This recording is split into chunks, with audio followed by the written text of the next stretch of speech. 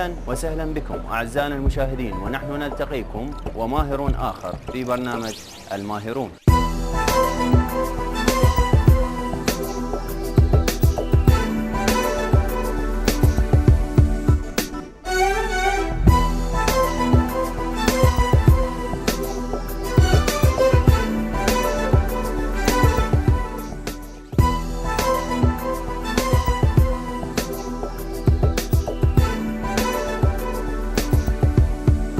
عرف العراقيون منذ أقدم العصور بأنهم أصحاب مواهب وفن، وهذا ما يتجسد اليوم، حيث نرى ماهر في كل مكان يبدع ويتألق.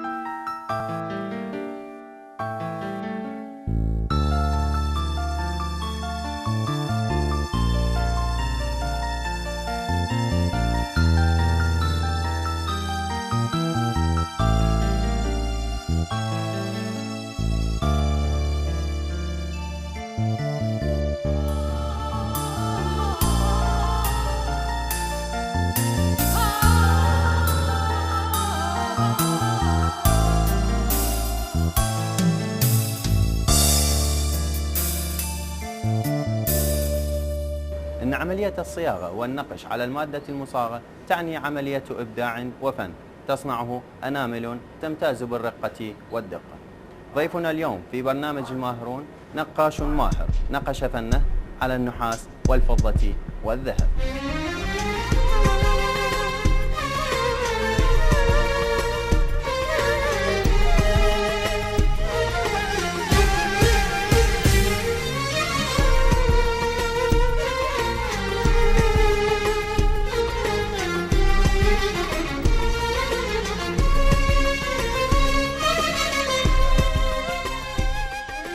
سيد حيدر، أهلا وسهلا بك ماهرا في برنامج ماهرون، أنت ضيف حلقتنا لهذا اليوم. يا اهلا وسهلا بكم، يا مرحبا، شرفتونا. ماذا تعني كلمة صياغة وماذا تعني كلمة النقش؟ كلمة صياغة تعني صياغة الحلي الذهبية والفضية، من محابس إلى قرادين إلى ميداليات إلى تراتشي إلى بتوت إلى أحجول، هاي كلها ترجع لكلمة الصياغة. والنقش، النقش على المعادن، أي شيء يصير به نقش على المعدن هذا يصير نقش. كلمة النقش تخص هذا الشيء، ولا الصياغة تخص أي شيء ينصاغ بالنسبة للحلي الذهبية والفضية. هل هناك فرق بين صياغة الفضة وصياغة الذهب؟ الفرق بشنو صانع الفضة والذهب؟ يعني اكو مثلا بعض الصياغ يعرف يشتغل بس فضة، ما يعرف يشتغل ذهب. يعني مو من السهل ان يروح من الفضة للذهب ان يقوم يشتغل. امكانيته، هاي خبرته بالفضة تكون اقوى من الذهب.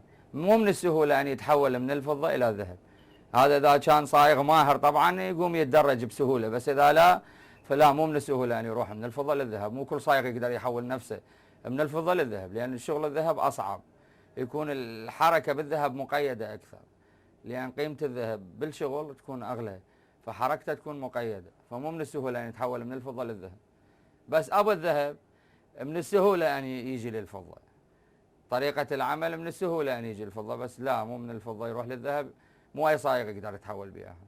وأنا أعرف بعض هواي صياغ باقين على الفضة، ما يقدر يتحول ذهب، ما يقدر يشتغل ذهب. كيف يتحول المعدن أو الفضة أو الذهب من قطعة خام إلى قطعة فنية؟ الفضة تتحول من قطعة خام إلى قطعة فنية. أول ما يجي الكباب اللي هو مصفى بالتيزاب نحوله إلى كباب، ورا ما يتحول إلى كباب نحميه، نوخر منه الرطوبة، يصير جبس، نوديه للكورة، عاد نصبه، نخليه بالبودقة، نصبه إلى أن نسويه فد سبيكة، نصبه بقالب يتحول إلى سبيكة. من السبيكة عاد نوديه مرحلة السحب. شوف القطعة اللي نريد حجمها احنا شقد طول وعرض وقيج، حتى شو نريد نشتغلها، مزهرية، علبة، يده، شنو اللي نريد نشتغلها احنا، هو اللي يحددنا. القطعة اللي نريد نشتغلها تحددنا بشغلة السحب، طول وعرض وقيج. ورا ما نكمل من مرحلة السحب نجي بعد هنا نشتغلها على السندان.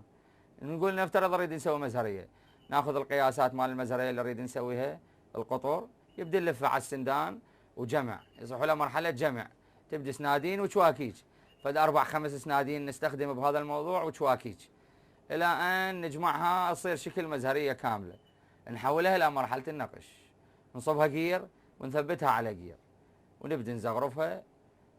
ناخذ مثلا اللي اريد نرسم فد ورده، فد جنبده، ناخذ الاوت لاين مالتها، وبعدين نحشي البطن مالتها. شنو الجنبود اللي نريد نسويها؟ بس ناخذ الاوت لاين ونبدا نشتغل بالبطن الى ان نكمل مرحله النقش. نقوم نسوي تتريس، نترس المنطقه الفراغ والرتوش الباقيه وعمليه الفينشنج الاخيره، بعدين نفرغها من الجير تكون مزهريه كامله. هاي مراحل من الفضه الخام الى ان تكون تحفه فنيه، تمر بهاي المراحل لازم. أيهما أسهل من حيث الجهد بالعمل، النحاس أم الفضة أم الذهب؟ للي يريد يشتغل شغل شلون نقول احنا بلغه الصياغه عيار 24، ما يهمه تكون القطعه نحاس او فضه او ذهب. يعني انا مشتغل قطعه ذهبيه ومشتغل قطعه نحاسيه مطليه بالذهب، من اراويها لك بالكتالوج هسه ما تقدر تعرف هاي مطليه لو هاي خام، من هالقد الدقه.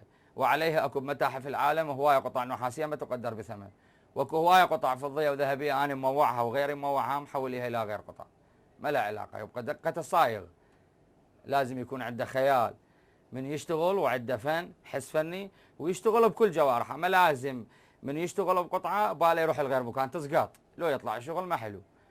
فلازم كل عقله وجهده يذب بهاي القطعه. ايش قد تطول بيده؟ اسبوع، شهر، اكثر اقل، حتى يطلعها قطعه بعد مستحيل انسان يقدر يتلفها لجمالها.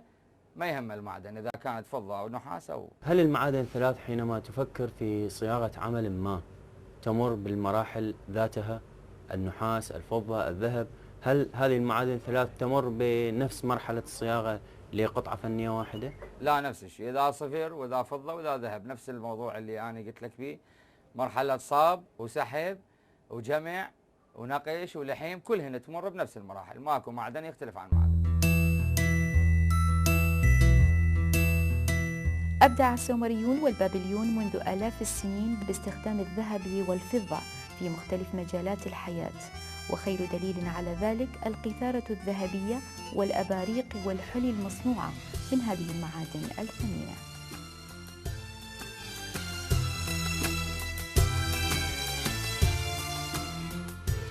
ما معنى المينا وما هي أشكالها؟ المينا الملونة هي عبارة عن فلز أكسيد، لا بالنسبة للون الأخضر هو أكسيد النحاس، اللون الأحمر أكسيد الذهب، اللون الخاكي أكسيد البلاتينيوم، ويضيفوا له سيليكات الزجاج يتحول إلى مينا. احنا نشتري جاهز من السوق، ما نصنعه، بس قبل كانوا يصنعوه، هسه لا نشتري موجود جاهز بالسوق، نشتريه ونشتغل. المينا ثلاث أنواع، اكو مينا سوداء حارة اللي يشتغلوها الصابئة، هاي ما تدخل بشغلي. انا يدخل بشغل المينا الملونة الحارة اللي لازم تدخل الفرن بعد العمل. واكو مينا الاخ بارده ملونه ايضا، هاي ما تدخل بشغلي، يعني نادر ما تدخل بالعمل. أيهما أجمل وأيهما أسهل عملا، النقش أم المينا؟ هو كل واحد مصلحته تختلف عن الثانيه. نوبات اكو قطع لازم ننقشها نطعمها بالمينا، ونوبات لا، يعني نشتغل مينا واحده، نوبات نشتغل نقش واحده، مو هي حسب القطعه.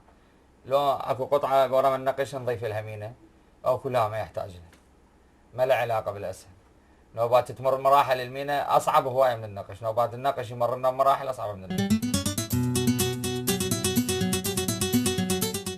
إن المعادن الثمينة كالفضة والذهب مهما كانت ندرتها، وبالرغم من أنها تمتلك أسعارا نقدية باهظة، إلا أنها خالية من الجمال والرقة ما لم توضع هذه المعادن بين أيدي الماهرين.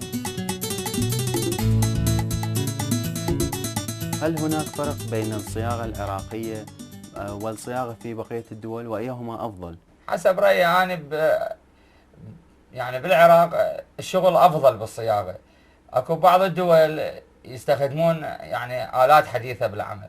إحنا هنا عندنا صياغ بالعراق بحيث قاموا يقلدون هذا الشغل اللي دا يجينا من برا بحرفة يدوية عالية، بحيث أكو ناس من تشوف هذا الشغل ما تفرق هذا شغل هندي أو عراقي، من هالقد قاموا يجيبون نفس الدقة، مع العلم هم يستخدمون آلات حديثة بها. ما هي أكثر القطع الفنية التي تقوم بصناعتها؟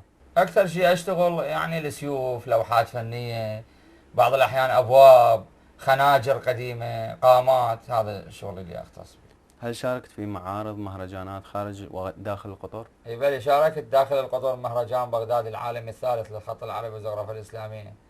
شاركت مهرجان بالنجف بالصحن الحيدري لنقابة التشكيليين فرع النجف، وهم أخذت جائزة تقديرية. إن الصياغة هي حرفة وفن وعملية تخطيط مسبق للقطع المراد صناعتها. أما ممتهن هذه المهنة أي الصائغ فهو ذو ذوق رفيع وحس فني يصب ذلك كله على عمله فيصبح أكثر جمالا ورونقا وإبداعا.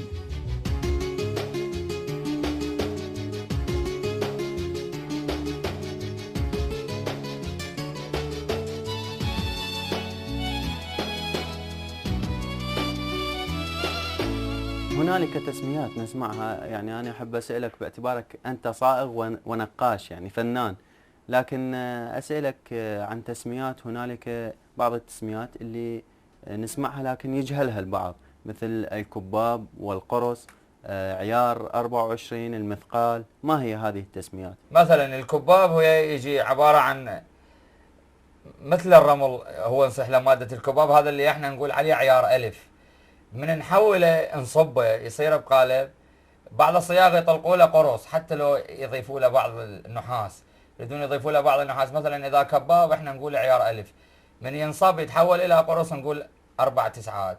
مثلا 998 995 يتحول الى قرص، من ينصب يتحول الى قرص. يضيفوا له يعني اكو بعض الصياغه يضيفوا له 10% للكيلو، اكو لا 5%، اكو لا 2% يضيفوا له، يتحول الى قرص، بعدين يتحول الى مرحله السحب ويصير قطعه فنيه. طيب ال 24 عيار الذهب اللي ماشي الناس يعني تسمعه، الذهب اللوح اللي ما بي اي شائبه يصيحوا له 24.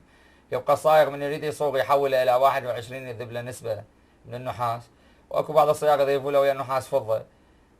فالعيار ال 24 هو الذهب الخام اللي بعد ما ذاب بلا اي شائبه، احنا نصيح له 999 9/10. والمثقال هو الوزن اللي بالذهب او بالفضه اللي من 5 غرامات، من يصير 5 غرامات يصيحوا له مثقال. هل بامكان اي شخص ان يكون صائغ ونقاش؟ بامكان اي شخص ان يكون صائغ، بس صائغ وفنان لا. يعني يجمع بين الصياغه والفن هاي نادر.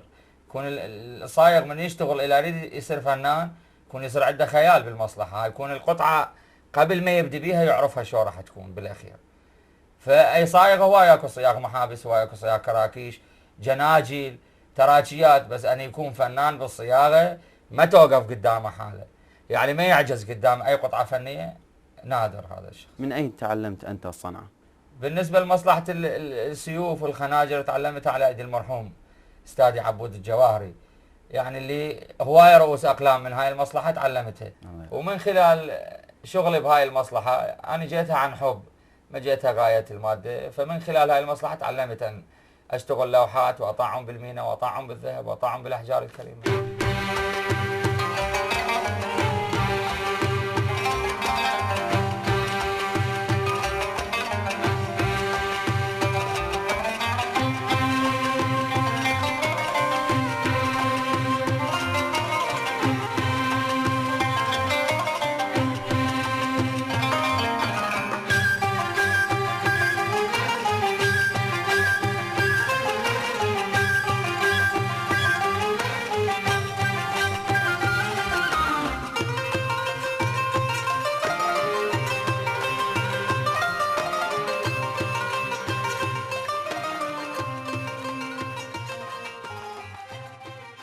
الزخرفة هي عدة أنواع: الزخرفة النباتية، الفارسية والعربية والهندية. هذه زخارف يعني إسلامية الحقيقة هي. أما الزخرفة الفارسية يصيحوا لها الفرس سليمي، هو مو سليمي الحقيقة، هو إسلامي، بس الفرس مو سليمي. حيدر يشتغل أكثر النقوش الإسلامية هو يشتغلها، إذا كانت عراقية أو فارسية أو هندية أو تركية، هذه كلها حيدر هو خاتمها يشتغل بيها. الصياغة تعتبر صياغة البتوت، يعني الحلى الذهبية، البتوت والمحابس والتراتشيات والقرادين. النقش يعتبر احنا مصلحتنا هم صياغه، بس احنا نسميها جمع، عمليه جمع. ومن بعدها هي شغله النقش على اللوحات الفنيه، السيوف، القامات والخناجر، علب المجوهرات. اللوحات تعتبر اللوحات الفنيه، والصناديق والعلب، الابواب، هاي تعتبر مسألة النقش، مثل هذا الآن إذا أشتغله هاي تعتبر يعني نقش. بعض الناس يعجبون يقول هذا شغل مو عراقي، يابا شغل عراقي صميم من تراثنا العراقي الأصيل وليس من التراث الأجنبي هذا. لأنه وعدنا احنا بالعراق بعض الفنانين الجيدين ومثل حيدر، يعني أصبح أني كنت هواية أعتز به، يعني بعمله بشغله وبعمله. الفضة تتحول إلى قطعة فنية هي تمر بمرحلة الجمع، يعني كسيف أو خنجر. بعد ما يكون صهرها الفضة تحول إلى سبيكة، تكون عملية سحب إلى رقائق من الفضة وعملية جمع هي كسندان، وهاي المراحل اللي تمر بها. كسيف أو خنجر أو كمزهرية أو لوحة فنية، هم لازم يكون عملية جمع كبداية مرحلة. من بعدها آخر مرحلة هي مرحلة النقش، أنت تنترس مسألة الجير وتثبيتها. يبقى يعني أنا أوضع لها في التصميم كزغرفة أو هلكار، يعني تعتبر بالمصلحة الهلكار والزغرفة أو الخط أو المصورات اللي يعني اللي يريدها هو الإنسان أن يشتغل عنه.